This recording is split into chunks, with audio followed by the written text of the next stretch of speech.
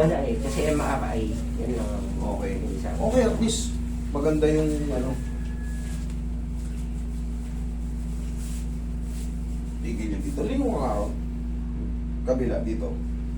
Okay naman ah. Kasi dito ko lang yung inaano. Ito kasi, ang kapot ko. Pag Kabila. dito sa kabila. Ayan. Ayan na. Kunti lang naman pala eh. Meron. Tingnan mo. Siyempre yung muscle. Mas mas malayo. Layo nga. Bakit? Humaharang yung muscle. Ito mas malapit. Oh. Halos maaabot ko. Pero Pero ito, hindi naman din ano yan. Wala din naman. o kahit ikaw mag-angat yan, walang ano yan. Walang bearing yan kung walang problema. Basta, walang pain. Wala namang pain. Wala naman. Wala yun. Siyempre, lumalaki yung mga muscle mo rito. Biga kang patagilid. Ay, pati haya. Dito na tayo mag-focus. Kala ni sir, mga puto yung lalakihan na yan. Hindi yan, oh. Ayan, lumulubog eh. Oh. Ay nga, lumulubog nga. Ay, hindi yan buto. Lumulubog eh. Oh. Pero idol, siyempre, ang i-consider natin dyan, yung mga partial tear na yan, naghihilom yan, kusang nagdidikit yan. Pero yung fracture kasi, fracture is fracture. Papasok ka sa duration ng 1 to 3 months. Kuha mo si sir ng kahoy, parang paano nadidiin. Dinidiin. Huwag mong lalabanan na ito lang. Sige, lambutan mo lang. Yan. Ito ang kailangan ma-shoot pa ganun. Pag itong talus joint na to, wala sa timing, mamamaga talaga yung mga anterior ligaments dito kasi napipenetrate siya. Kaya ang ginagawa mo, inu-hold mo lang ng ganyan. Inu-hold mo lang ng ganyan, hindi siya makababa ng ganyan. Kailangan mo babayan, relax na. Huwag mo lalabanan. Huwag mo labanan. Yan. Huwag mong tigasan. Huwag mong tigasan. Wait lang. Wait lang. Sayang pa ako dumulas eh. Sayang baka dumulas.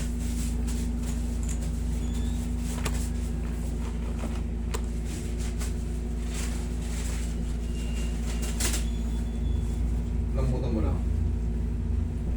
Oh, lambutan mo lang. Yun, perfect. Thank you. Thank you, Lord. Sisingaw yan, idol.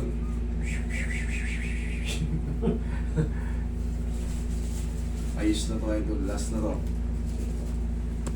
Oh, huwag mo labanan. Huwag mo lalabanan. Yan. Okay, aling pa ako.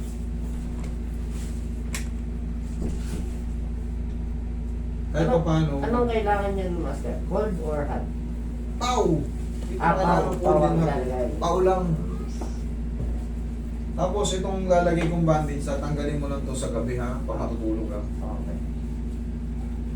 Mas madabes kasi yan pag may mga edema o may mga ganyan na mamaga, suswell, kino-compress. So pinakamaganda, ipahinga ko muna. Ipahinga mo muna, mag-ano ka ng saklay. Hindi naman saklay na, no? Para lang dugdug, para makatulong yung kamay. Okay. Kasi habang napupuwersa yung fracture, Napipigilan yung pagaling. correct. Para ito, natutuyo na yung kugang. Tinabig mo na naman, dugo na naman. Kaya na ito, makakabalik ka sa dati mong kilos. Mag-aantay ka nga lang ng 3 months. Ngayon, pagka sabi mo, Master, 3 months na, bakit ganun pa rin? Bumalik ka rito, wala kang babayaran kahit 5 bulan. Okay? Bibigyan kita ng warranty.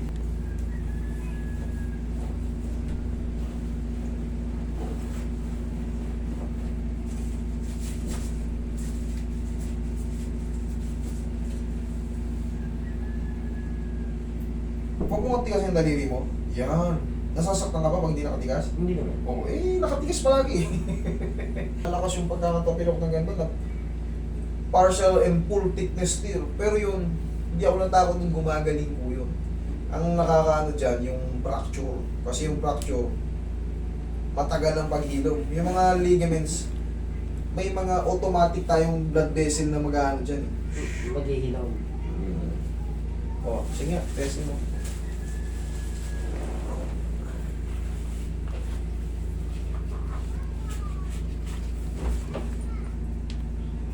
O, kanina ayaw madini. Ano? Alala yung anong kastra. Alalayan mo naman ang aking mga pwesa. Because of fracture. Okay? Thank you po. Thank you.